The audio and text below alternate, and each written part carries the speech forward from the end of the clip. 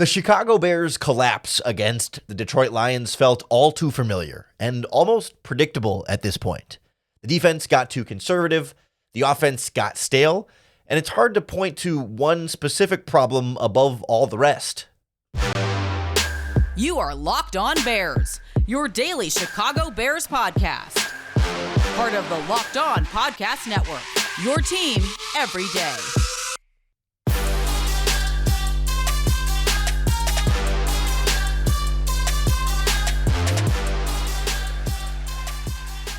This is Locked On Bears, and I'm your host, Lauren Cox. I'm here to bring you your daily, in-depth Chicago Bears news and analysis. You can follow me on Twitter at CoxSports1. You can follow the podcast on Twitter at Locked On Bears. You can like Locked On Bears on Facebook. Join the Locked On Bears Facebook group for even more Bears talk. And make sure you hit that subscribe button on the Locked On Bears YouTube channel to keep up with all of our video podcasts as well. Thanks for making Locked On Bears your first listen today. We're part of the Locked On Podcast Network, your team every day. Today's episode is brought to you by LinkedIn Jobs. LinkedIn Jobs helps you find the qualified candidates you want to talk to faster. Post your job for free at linkedin.com/LockedOnNFL. That's linkedin.com/LockedOnNFL to post your job for free. Terms and conditions apply.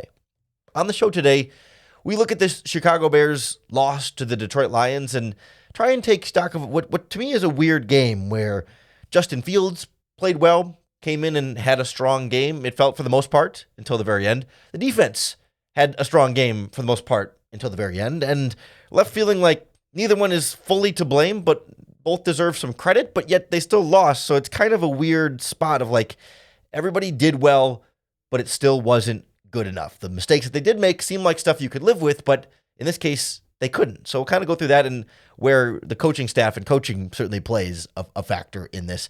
But specifically, I want to focus on Fields and I want to focus on the defense as the two main players in this. Because what I left coming away with as I tried to think through this game and try and make sense of what we saw, I kept kind of getting stuck on something in particular that, okay, Justin Fields played a solid game, right? Came out and threw the ball fairly decisively, and we'll get into some of the specifics of Justin Fields, but ran the ball pretty well, had a couple of nice downfield passes, and so if Justin Fields played well, I don't think anyone's going here saying, oh man, what a bad game from Fields. A bad ending, the last play of the game, not what you want, but for the most part, did his job at a good to very good level for this offense. Great. So then, presumably, then if Justin Fields played well enough, then the team around him needs to be better, right? Like that would be the alternative there. Well, but this defense got 3 turnovers on Jared Goff and held the Lions to just 14 points in the first 3.5 quarters. Like the defense did what should be enough there before everything hits the fan at the very end. So it felt like the defense did its job, and it felt like Justin Fields and the offense did their jobs, and yet if both sides did their job, they still lost. So who's to blame here? And I think what it comes down to a little bit is kind of both. Like Fields was good and good enough, but perhaps needed to be even better than that. And the defense was good and often good enough, but also needed to be a little bit better than that. And I can't help but feel like the coaching staff also played a role in neither side of the ball being good enough in this game because of some of the decisions that the staff made in terms of play calling and how they handled certain situations on both sides of the ball. But for Justin Fields specifically, like we saw him come through and rush for over 1,000 yards, was the main rushing attack for this Bears offense. Stayed in the pocket pretty well. I thought the pocket presence was better in this game than it had been through a lot of his career. There were plays he hung in there, stepped up and around pressure, and fired some shots downfield. He took 1 or 2 sacks that, maybe you might feel like you could argue shouldn't have taken, that he held onto the ball too long on a couple of those plays. And you can live with that when it's 1 or 2 sacks like that. That Justin Fields was not perfect, and we can never expect perfection on him. But as far as passing goes, hit a couple nice shots downfield. Tyler Scott probably should have caught that one towards the end there, but hit DJ Moore on a deep touchdown that was an absolute dime. Threw some tough balls over the middle of the field. Like, was he pinpoint accuracy everywhere he threw? No. Did he miss a couple throws here and there? Yeah. But he was never like egregiously missing guys. We were just like, oh man, what is Fields doing there? Like one potentially dropped interception, but overall, like, was fine as a passer and was great as a runner. And that's a lot of what you were looking for from Justin Fields in his return from the injury. Said after the game, no restrictions on the hand, was good to go, no excuses there, just ready to roll. And yet it wasn't enough. It ends up being 169 passing yards, which is not a ton, but he generally threw the ball well. He just ran it a lot too. He was 16 of 23 for 169 yards, a touchdown, no interceptions, 105 passer rating in there. I mean, that's an overall encouraging performance from Justin Fields. It's the strip sack at the end that gets you, because we've seen that from him before.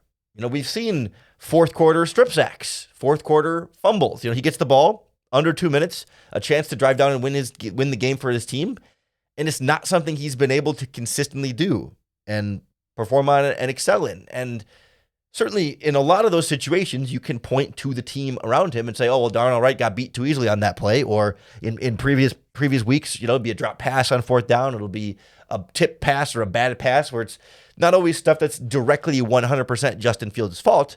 And yet you also feel like, man, it keeps happening over and over again. And you feel like the really good quarterbacks, the great quarterbacks, the difference makers find a way to make it work, to win those games, to pull them out, to do something in those games. And not that, Justin Fields should have been expected to make the comeback in this game, but just over the totality of Justin's career, like, we keep seeing games end this way.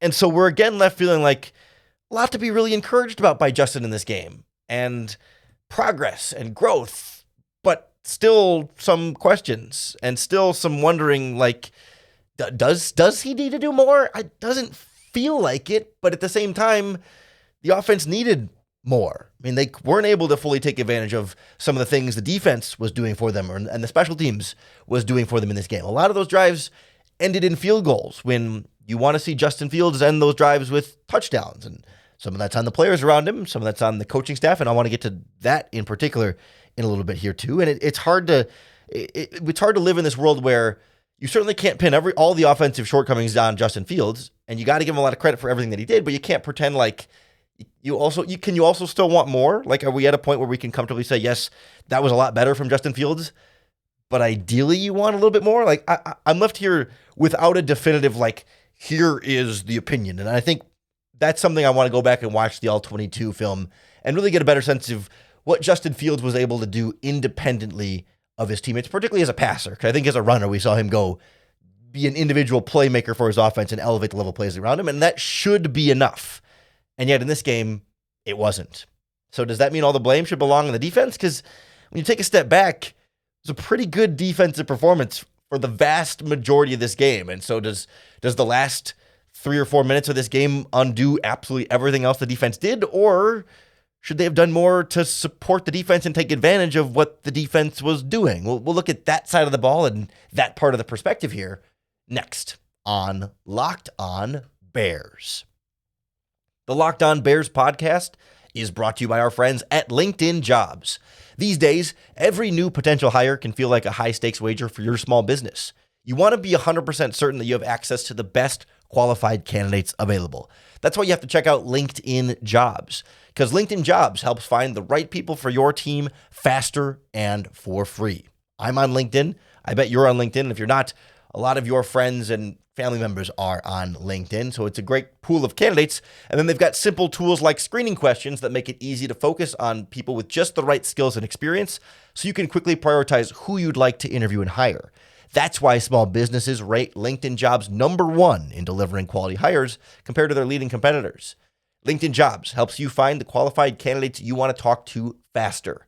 Post your job for free at linkedin.com/lockedonnfl. That's linkedin.com/lockedonnfl to post your job for free. Terms and conditions apply. The Chicago Bears defense was shutting down the Ben Johnson Detroit Lions offense for the majority of this game. I was going to say the vast majority of this game, but I guess it depends on where you want to end the word vast over the course of an actual football game, because after a couple of touchdowns in the first half, they were still only a 14-point Detroit Lions offense up until they got the ball with 4 minutes and 15 seconds left in this game. They drove down and scored to get their third touchdown of the game with 3 minutes and 6 seconds left. But for the first 3 quarters, 10 minutes and 45 seconds, the Bears had held Ben Johnson and the Lions to just 14 points. They were doing a really good job against a really good offense. Like, yeah, Goff was moving the ball here and there, but it was a lot of just taking what the defense gave him and ultimately getting behind the sticks a little bit and the Bears defense getting off the field.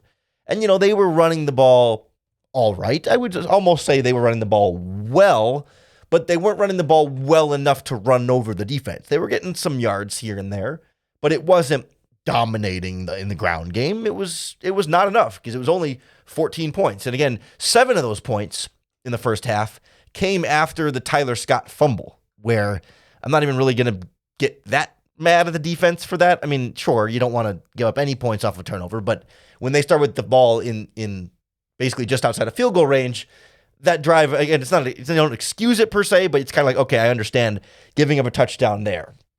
But like, otherwise, this defense for the vast majority of this game really did a good job, like across the board. They picked off Jared Goff 3 times, and then Jalen Johnson got a special teams forced fumble for the 4th turnover. But that is 4 turnovers that gave the Bears offense the ball. And on those 3 interceptions, the Bears offense got 3 points, 1 field goal on 3 Jared Goff interceptions. And that's not good enough. That's not taking advantage. That's not playing complementary football the way that Matt Eberflus talks about it. The Bears did get a touchdown off of that Jalen Johnson fumble, for that forced fumble on the kickoff return, which admittedly was better field position than a lot of the interceptions had given this offense. But still, like, even 10 points on 4 total turnovers is not enough. Scoring twice on 4 turnovers, and one of those scores being a field goal, is not effective enough offense. And that's an offense not properly taking advantage of what its defense was giving it. So then I again kind of come back to like, so then do you blame Justin Fields for not doing enough? Because when the guy rushes for 104 yards and throws for 169 yards and a touchdown with 100 passer rating, like it feels like Justin Fields did plenty, and yet the offense didn't do enough. And so then can you blame everything on, okay, the lack of running game beyond Justin Fields? I mean, Khalil Herbert averaged 2.2 yards per carry. Dante Foreman averaged 2.3 yards per carry. They couldn't get the running game going with running backs very well. Roshan Johnson had a couple of nice runs, but like they couldn't really run the ball from players not named Justin Fields. Is that why they lost? I don't think so. Like, yes, they needed to be better, but that's not why they lost. And like, sure, the offensive line could have played better, but that's not why they lost. I mean, I guess receivers could have done more work after the catch, but that's not why they lost, right? It's things that could have been better, but you can't really point to that and say, man, why did the Bears lose? Oh, because their running backs and receivers didn't do enough. I mean, it contributed, I guess, but it's not the thing you really point to. So that's kind of that's where you start to, again, run into some trouble here. Like, the pass rush wasn't great. It was all right. They got Jared Goff sacked twice. He's pretty good at getting rid of it pretty quickly, though, and feeling the pass rush. Like, he's good at that there. They only had 1 defensive penalty, a pass interference on Jalen Johnson. But other than that, pretty clean game. Weren't giving the Lions a bunch of extra free yards or extra plays or, staying on the field on those third downs or whatever. And they didn't miss a ton of tackles in this game. Sure, they missed some, but otherwise, like, again, they give you 3 defensive turnovers, 3 interceptions, and generally, like, not getting gashed up and down the field on all the other drives. Seems like it's pretty good. They were just particularly atrocious in the under 2-minute situations. They gave up a touchdown with less than 2 minutes to go in the first half. And then, of course, at the very end of the game, they go to this, what felt super conservative defensive coverage here, right? Where they're dropping back super far, giving the Lions a lot of space. And Goff, to its credit, is dealing. And maybe that's part of the equation here that we don't think about it enough, where it's just like, hey, you know what? Sometimes the opponent is just playing really, really well. And even if you are also playing well, like, their good is better than your good when they're stacked up side by side. And it's not that you needed to do better. It's that you did your best, but their best was a better than your best. And again, that's the closest thing to an explanation for this game that I can come away with, but I'm not super satisfied by that answer either. I'm also not 100% clear on how exactly it fell apart so quickly at the very end. When the Lions can go on the last two drives, a 6-play, 75-yard touchdown drive in a minute and 16 off the clock, and then an 11-play, 73-yard drive in 2 minutes on the clock, both for touchdowns. That's where this defense absolutely fell apart. Is that purely overly conservative play calling? Is that the offense all of a sudden pulling stuff out of its sleeve? Is it something else? That's where I start to come down to the coaching being maybe the answer to this question here, when it feels like, okay, Fields played pretty well and yet not enough from the offense, and defensive guys played pretty well. Edmonds, Edwards getting Stevenson getting interceptions. Guys are making plays, and yet defense as a whole not good enough. Does that all just point back to coaching then? Is it simple as the play calling from Eberflus and Getsy is what lost them this game? That feels too simplistic, but I do want to get into a little bit of what that factor looks like in this equation next on Locked On Bears. This episode of the Locked On Bears podcast is brought to you by our friends at DoorDash. DoorDash is here to help you bring all of your favorites right to your door. They can deliver your groceries, your meals, your snacks, your food, you name it, you can get it at DoorDash. It's a great tool on game day, whether you're bringing your pregame meal, you want a halftime snack, or postgame, have some food dropped off. DoorDash is here to help you not only with any of your favorite restaurants in town, but specifically your favorite local restaurants to support your local businesses without having to leave the comfort of your own home. I was just looking on DoorDash for some local places around Chicago, and how about Velvet Taco for some tacos delivered? They've got some wild mixes, and I love when you sort of get these kind of these food genre culinary mixes here. They've got a Korean fried rice taco at Velvet Taco that's got Korean fried rice, slow roasted pulled pork, egg fried rice, red chili aioli with pickled red onions, jalapenos, grilled pineapple, cilantro in a flour tortilla. Absolutely sign me up, and DoorDash can bring that right to your door. Plus, all the other great tacos they have at Velvet Taco. Another local restaurant you can support on DoorDash. And if you use it through DoorDash, you're going to save money on that order as well. Right now, you can get 50% off up to a $10 value when you spend $15 or more on your first order. You just download the DoorDash app and enter in our promo code LOCKED23. Subject to change, terms apply. That's 50% off up to a $10 value when you spend $15 or more on your first order when you download the DoorDash app and enter our promo code LOCKED23. Is it as simple as to say coaching is what lost this Bears game against the Lions? Because coaching can kind of be this amorphous, blame whatever's going wrong on the coaches and whatever's going right on the players. And sometimes it's hard to separate, if a player makes a good play, was he well coached? Or was he a good player? If a player makes a bad play or a big mistake, is he a bad player? Or was he poorly coached? And sometimes it's really easy to just say, oh, that's coaching. Coaches screwed that up. But I think a couple of things stand out to me about the coaching in this game. First of all, for the vast majority, but for a while, Luke Getsy was calling a pretty good offense for Justin Fields. They were rolling him out effectively, where they'd have a receiver come in and block to give Fields a little bit of space there, or have tight end stay in a block. When we were seeing issues with the rollouts earlier this season where the pressure would come straight for Fields, Getsy has adapted to that and created more rollouts for Fields. Got the play action game going.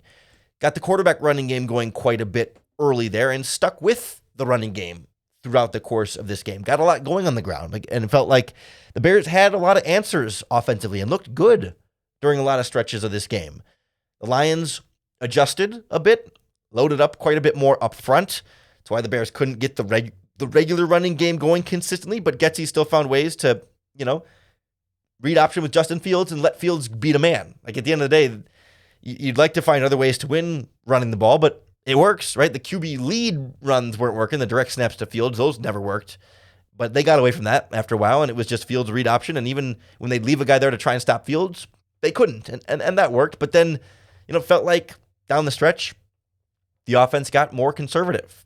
Early on in the game, through the first handful of drives, they get 4th and 2 at midfield, and they went for it on 2 or 3 fourth downs. I don't have the exact number in front of me here, but they were staying aggressive on 4th downs to start this game, and it was refreshing, right? It was all right, let's keep this going. You might as well. What do you got to lose? They were 2 for 2 on 4th down attempts in this game, but then you get to the second half, and you get into the Lions territory, and you get fourth down, and they said, screw it, we'll take the field goal. And they said, screw it, we'll take the field goal. And we ended up with, we had to watch 4 field goals, if I remember correctly. I'm pulling that out in front of me right now. 4 field goals. And Cairo Santos has been great. No disrespect or blame on Cairo Santos there, but the Bears were very content to settle for field goals. And, it's easy to fall in that trap and say, okay, well, you have the lead, so might as well just take the points, take the field goal, because you're in control, so no need to press it and try and go for extra points. Don't want to chase the points, per se.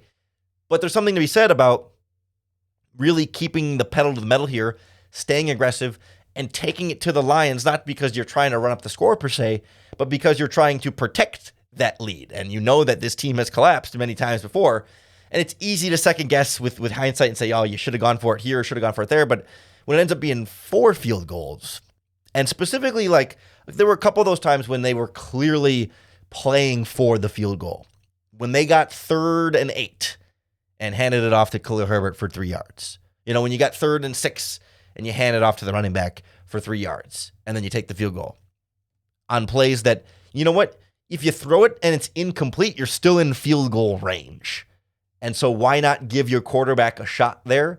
When we saw him earlier in the game on a 2nd and 20, that was the down and distance on his 39-yard touchdown pass to DJ Moore in the end zone, a dime ball. Long down and distance, obvious passing situation. Defense knows you're trying to pass, knows you're trying to go vertical. Doesn't matter.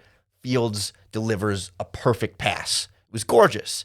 And when your quarterback is capable of doing that, then why are you handing it off on these 3rd and medium to long situations in field goal range to set up a slightly easier field goal instead of giving your offense a chance to convert it? It's one thing to settle for a field goal when it's 4th and 10. Okay, you're not going to go for it every 4th down. You take field goals sometimes. Not all field goals are bad. But when the offense really seemed to be playing for field goals in the second half, that's when I point to the play calling and the decision making there of why didn't you go a little bit more aggressive to try and score a touchdown there? And at least you have the field goal as a backup plan instead of what looked to kind of be plan A, was hand the ball off and take the field goal. And it would have only been lucky if you had been able to get a first down on those plays instead of the other way around. Then you kind of see the same thing defensively, right? At the end, a lot of soft coverage. I mean, Eberflus, to his credit, in the fourth quarter did start blitzing once the Lions' drives started going a little bit more. So they were trying some different things, and Goff played well. And I do need to go back and watch some of the All-22 to see what was exactly happening defensively, because it wasn't like guys were getting totally gashed in coverage, right? They weren't getting smoked and just get beat one-on-one, per se. It was just they were underneath for 10 yards, they were underneath for 8 yards, they were underneath for 12 yards, all the way down the field. And to me, that feels less like, oh man, safety or linebacker or corner got beat one-on-one coverage, and more just that's what the play was designed to funnel it towards. And so that feels like play calling to me, but I need to go back and take a look at it. And then even on the final, or I guess the second to last offensive drive, when the Bears still had the lead, right? The Lions scored, Bears get the ball back. Under 3 minutes to go in this game. I was going to find the exact play here so I can go through the order properly. It was 2 minutes and 59 seconds left. Tyler Scott fair catches it when the Bears were trying to they were ready for an onside kick just in case. Bears started at 25. They handed up to Khalil Herbert up the middle into a 10-man box for no gain, because Bears came out with 3 tight ends and a running back and 1 wide receiver. So what are they going to do?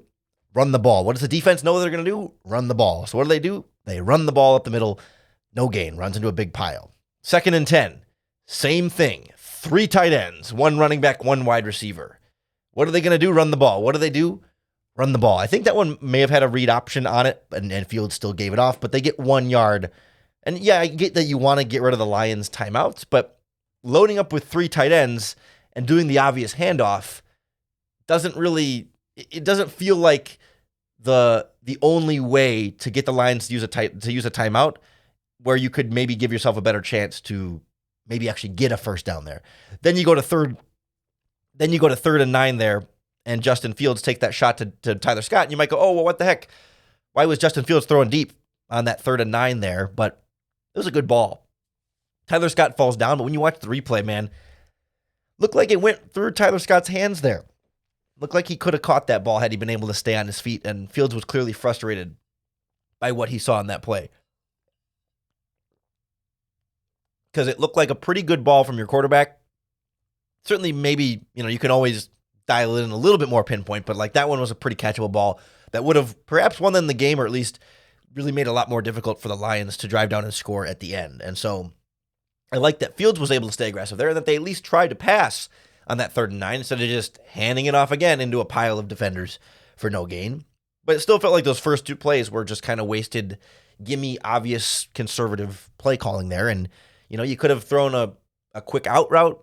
You could have, an RPO. You could have a little slant route. Even dare I say, Luke Getsy's favorite play call, a screen pass there, gives you more of a chance to make something happen than lining it up with 3 tight ends and doing the really obvious run call. I apologize if you can hear me like half choking through this very end of the podcast. Your throat is very dry for no reason, and I'm not sure what it is, but we're powering through.